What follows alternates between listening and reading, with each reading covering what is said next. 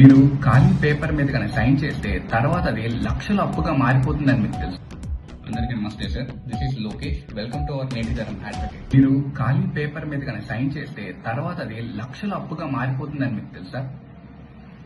Promissory note ని simple గా explain చేయాలి అంటే, ఒక వ్యక్తి నేను ఇతని దగ్గర డబ్బులు తీసుకున్నాను, ఇతనికి డబ్బులు ఎట్టి పరిస్థితుల్లోనూ నేను వెంటనే తిరిగి చెల్లిస్తాను అని లీగల్ గా హామీ ఇవ్వడం సార్.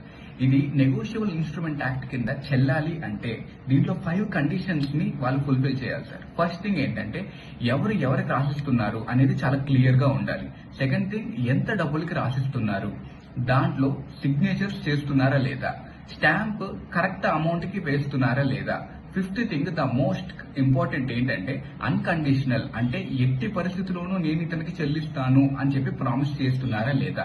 ఇవన్నీ ఫుల్ఫిల్ అయితేనే అది నెగోషియబుల్ ఇన్స్ట్రుమెంట్ యాక్ట్ కింద ప్రామిసరీ నోట్ గా చెల్లుతుంది సార్. లేకపోతే అది ఇన్వాలిడ్ అవుతుంది. ఇలాంటి లీగల్ ఇన్ఫర్మేటివ్ కంటెంట్ కోసం మా ఎన్టీఏ ఛానల్ ని సబ్స్క్రైబ్ చేసుకోండి అండ్ ఫాలో అవ్వండి.